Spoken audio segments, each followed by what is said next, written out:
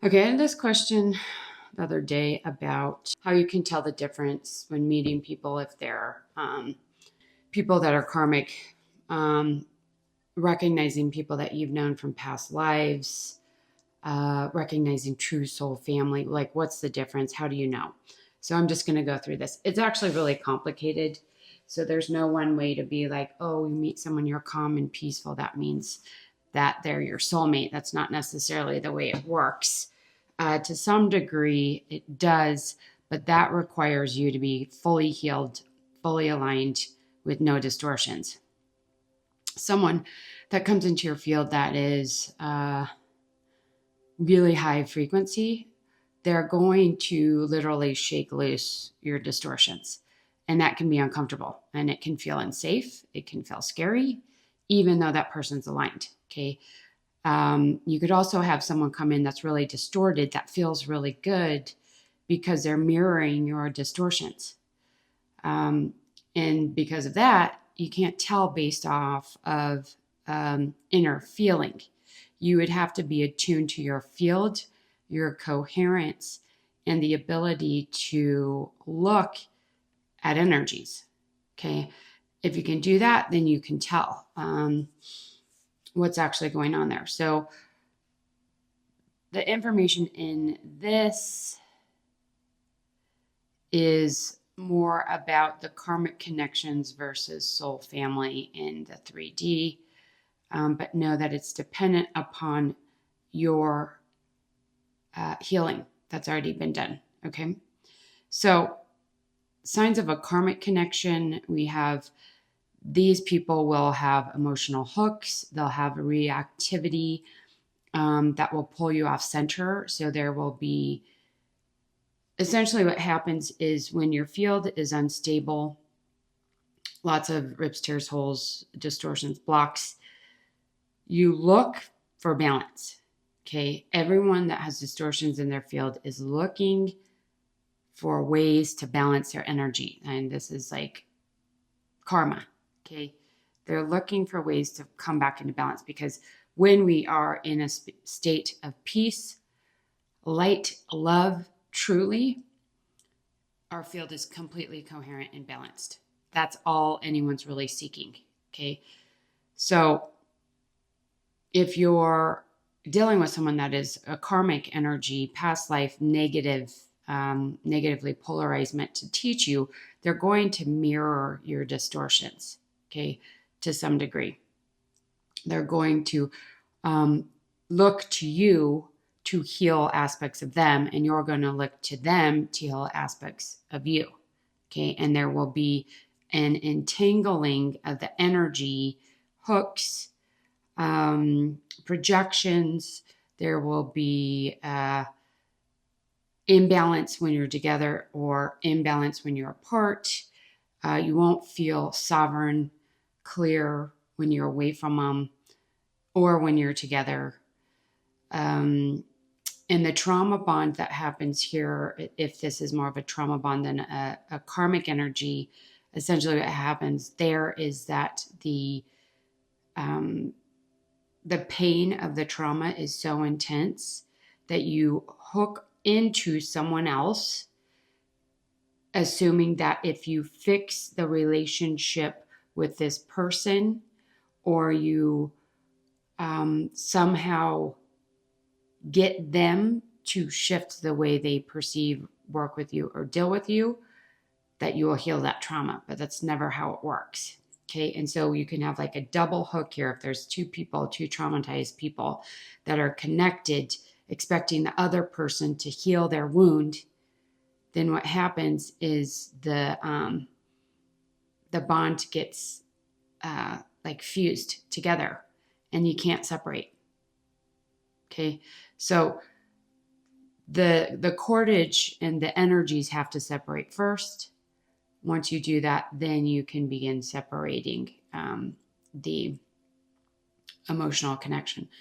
Most of the time, though, if there is a pattern in the field that is unhealed, that pattern will keep the entanglement there no matter what. So even if you sever that connection with that person, if you don't heal the pattern, your next relationship will show that. Okay, the pattern has to be healed. So if you're with someone and you somehow are doing a lot of healing work and you heal a pattern, then the relationship will begin dissolving and your next relationship won't have that pattern. Okay, so that's the trauma bond. So the connection and the karmic connection forces perseverance and pressure until the lesson is learned. So this is the same thing. You may feel completely tied to this person, like no idea why you put up with certain things or deal with certain things. It's because of that entanglement, because of the karmic energy. A contract has to be fulfilled. The trauma has to be healed. The pattern has to be rewritten. And until that you've done that, the energies are too enmeshed to actually separate. And if you force a separation, you'll go into another relationship with someone like that again. Now, that doesn't mean that you stay in toxic, unhealthy relationships. It means that before, so if you separate from someone that's abusive or something, for instance, you have to do the work on yourself to rewrite the pattern, to heal the trauma, to finalize your part of the karmic contract, if there was a karmic contract. Then you move on. Okay. Just separating from that person, it's not just the person, because there was a reason why you were involved in that relationship. Okay. And not because you deserved it or you're bad or anything like that, but because there was a trauma wounding or a past life that needed resolution in this life. Okay. So there can be sincere intention in these relationships. There can be true love in these relationships. But the bond will still cycle you through growth. Okay. So essentially you'll learn a lesson and then you'll cycle back into the distortion. Learn a lesson, cycle back into the distortion. I'll keep doing that until it's completely learned. Okay. So karmics are more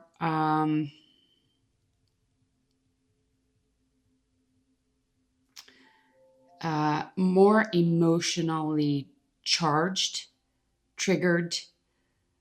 There's cycles in them that are more intense, I'll say, more collapses. And a lot of times, like, you're just really receptive to these energies because you haven't done the healing. Okay. So these relationships force growth because they force you to push yourself beyond your comfort zone. Okay. And testing relationships aren't bad at all. They just are really hard. You just have to be careful with them because they can be confusing. They can be abusive. And ultimately what it comes down to for anyone is self-love and self-worth.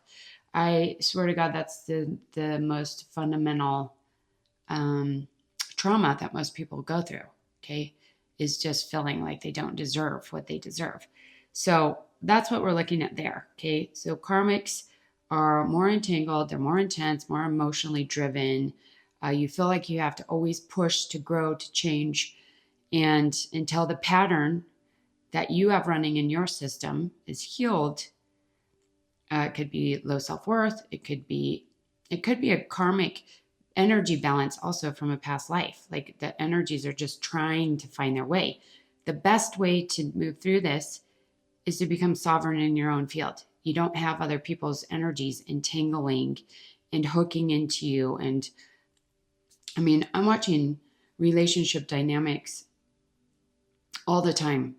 And people's energies come in and out of people's fields. They'll manipulate energies in other people's fields. They'll hook into them. I saw this experience once where somebody actually projected their energy into someone else's field and then attacked their energy field in their physical body from inside their field. I mean, it's a terrible thing, but I've seen that happen. So the best way to know who you're dealing with is to first become sovereign. Do your healing work. Okay. Other people can help you with this, but you need to have good boundaries, a clear field, and then it's a lot easier to tell. Okay. So, signs of true soul family. Their presence is simple, sincere, naturally harmonious. Their energy brings clarity, illumination, warmth, and coherence. So, soul family feels simple, sincere, warm, and clarifying. Their presence increases your light. Okay, so this kind of goes back to what I was saying at the beginning, is if somebody has a really high frequency field and you have a lot of distortions, it's going to push you into healing. It's going to bring that stuff up to the surface. So knowing the difference between if it's a karmic that's going into your energy field and distorting things, or if it's true soul family that's like a harmonic, that's just triggering the release of your wounds, is going to be based on whether you're coherent and aligned or not. Can you be honest with yourself? How active is your ego? Because people with really big egos cannot go, oh man, this person is really highly evolved and I'm being triggered. Usually they go, there's something wrong with this person, not me. Okay, so you have to be honest with yourself, honest with your coherence, honest with your evolution, and feel into people's energy with absolute truth. Okay. It's hard when you have distortions. It's hard even when you don't have distortions, because you have your subconscious mind and your belief systems that will also push you into believing things that aren't necessarily true because it's safer for your ego. Okay. So now we look at signs of subhuman and distorted beings. Because the first two were about physical, okay, relationships with other humans. So now we're going to get into spiritual beings, okay? So subhuman or distorted beings will have mixed energy fields, collective influence. They are not pure and not refined. They're wandering, rootless, unstable presences, opportunistic energies that occupy the field temporarily, flashy insights, but loss of essence or truth. Power without alignment, misuse of force. So they're manipulative. They can come into your field, distort your energy, get you to believe certain things that aren't true, get you to act in ways that are not in your highest good, are not in your highest good for other people. They can cause chaos and conflict. They can also be really subtle. But these energies can only attach to you if you have distortions in your field. They need something to connect to. Okay. I also wanted, this came through, I think this is a popular belief in spiritual communities, and I'm going to disprove this. Your emotions are not demons. Okay. I don't know who started this trend or why they started it.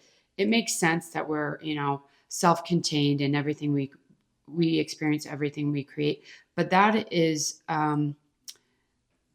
dismissing the fact that we are all fractals of source.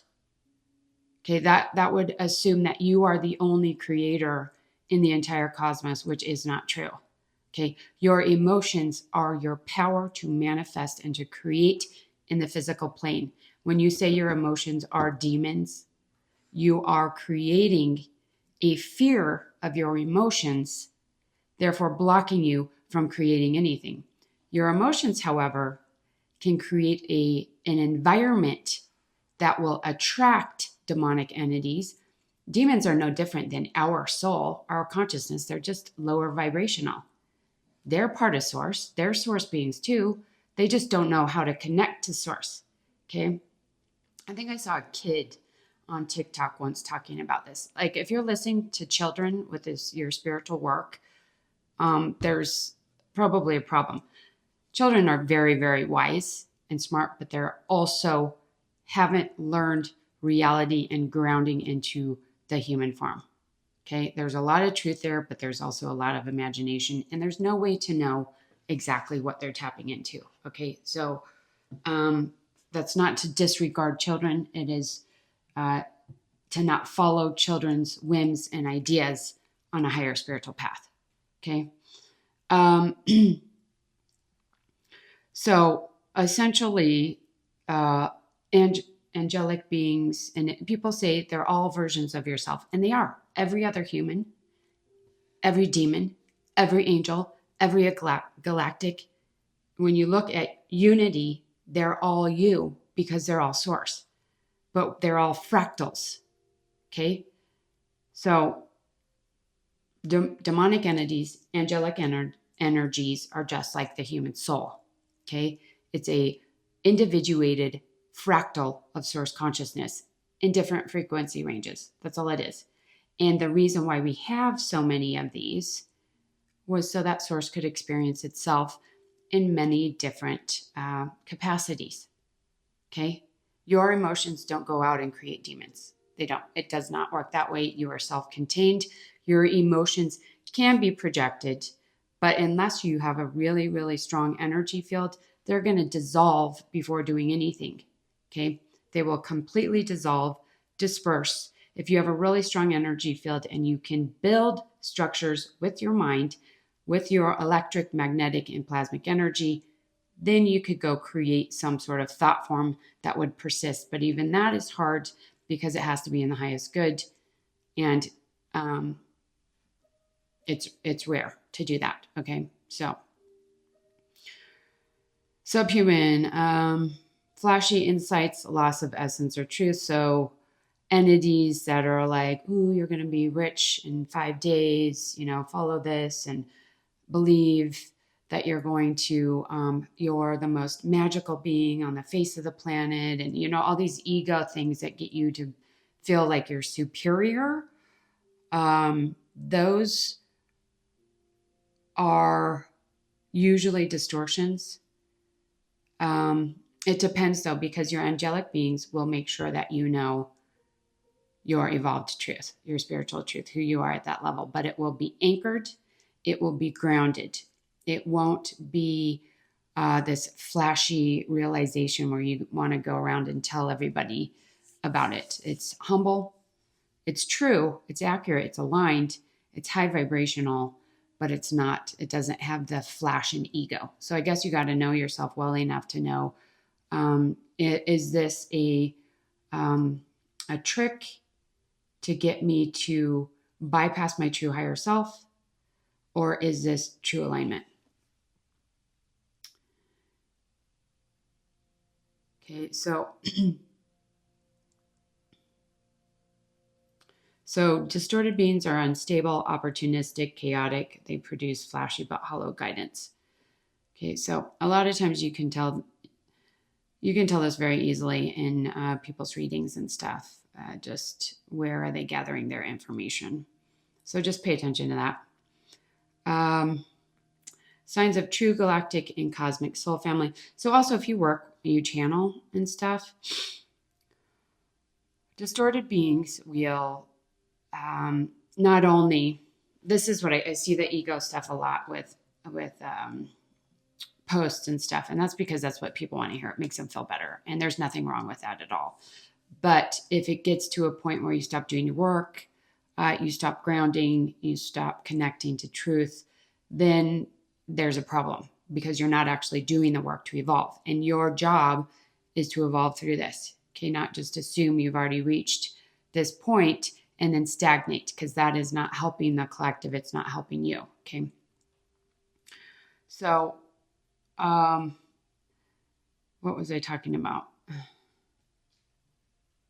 The hollow guidance. So if you're channeling to yourself, and these entities or energies are hypercritical, mean,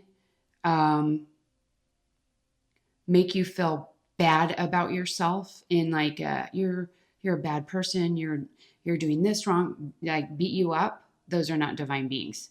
Divine beings will speak to you in a way that is like, they can be harsh and they can be straightforward, but they're not going to be, there's something wrong with you.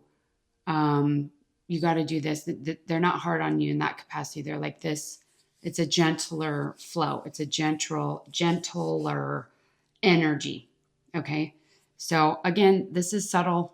All of this is subtle energy. You have to be attuned within yourself to really know the difference. And it's still hard to do it then. Okay, so signs of true galactic and cosmic soul family. True guides teach gently. They don't use force. Presence is kind, steady, and patient. They don't seduce. They don't use flattery. And they never manipulate.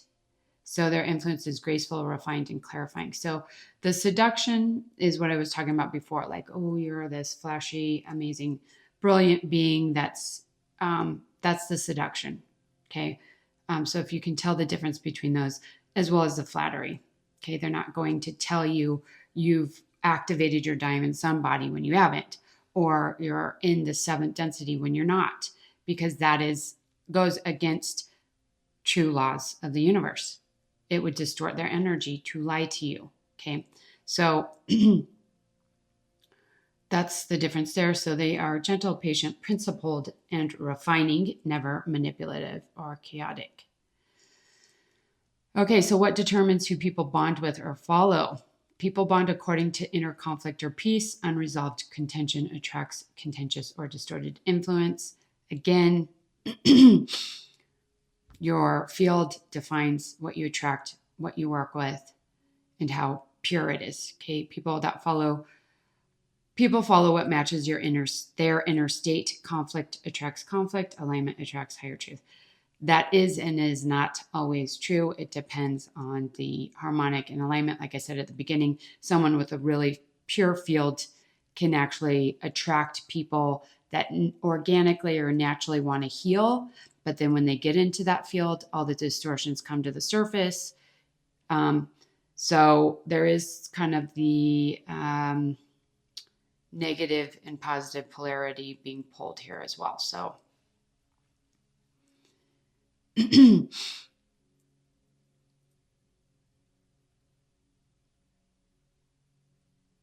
okay.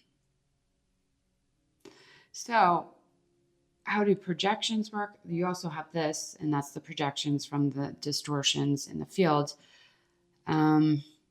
Pure person's field is stable, clear, and aligned. If you're really in tune, you will feel that. Okay. But if that triggers a release of distortions, you're not going to feel that purity, because all you're going to feel is your own distortions. Okay. Their clarity should act as a mirror that reveals the other person's unresolved material. Okay. The wounded person feels exposed or uncomfortable because the purity highlights what they haven't healed. This discomfort creates internal pressure in the wounded person. So again, it's like, I'm feeling all this stuff around this person. It has to be the person. And it is, because they're triggering those, but they're not creating them. Okay. Discomfort creates internal pressure. I just said that. That pressure becomes forceful, reactive energy. Instead of looking inward, the person pushes the energy outward onto the pure one. So it's like projecting. All this stuff is going on ever since I met you, and now it's your fault. Okay. Projection is the wounded person's inner pain erupting. Pure person is not the source of issue, just a mirror. The projection doesn't stick to the pure person because their field remains clear. So just because this person doesn't want to deal with their stuff that's coming up and they project it onto someone who has a fully coherent field, it's not going to affect the other person's, not their energy field. If the other person were to take it on and be like, oh, there's something wrong with me, I feel like this and that, and starts interacting with the projections, then it will influence their field. Okay. So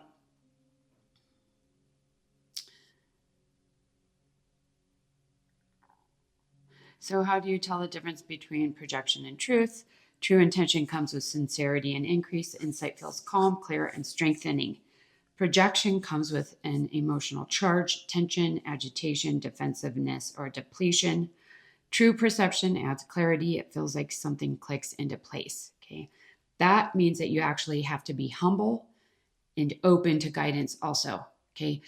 Like your mission on the healing path should be looking for truth, not ego validation, not belief validation, looking for truth. Okay. And the truth is harmonic. It's coherent. You will feel truth. Okay.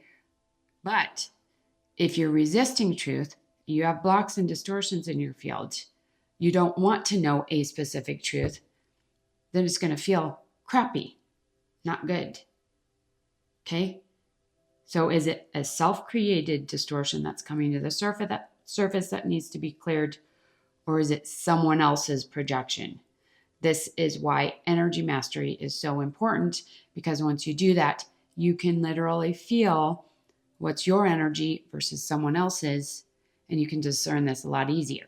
The more entangled your field is with other people's energies, situations, etc., the harder it is to tell what is what and whose is whose. Okay.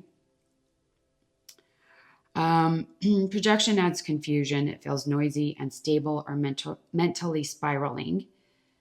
Inner truth is quiet and steady. The body relaxes, the mind softens, and you feel alignment. Projection feels loud. The mind argues. The story feels urgent or gripping. True knowledge resonates in the heart center. You feel coherence. Projection originates in the wound. You feel imbalance. Okay? So I know this is really confusing, but that's why the energy mastery is key. Okay? Because until you do that, it's very, very hard to tell who is who. A lot of times, soul family of mine that have come in, most of them, there's karmic connections there. Many of them are a really pure soul resonance. And with those individuals, there can be some distortions, there can be some conflict, but for the most part, it's like the higher perspective is always the foundation of the relationship. Okay, so there's never those dips and conflicts and issues with them. They always go back to the highest perspective, and in that space, that's where the relationship is strong and formed. Okay, and you have less of the lower distortions, chaos, confusion, etc. Okay, so that's it. I hope that was helpful. See you next time.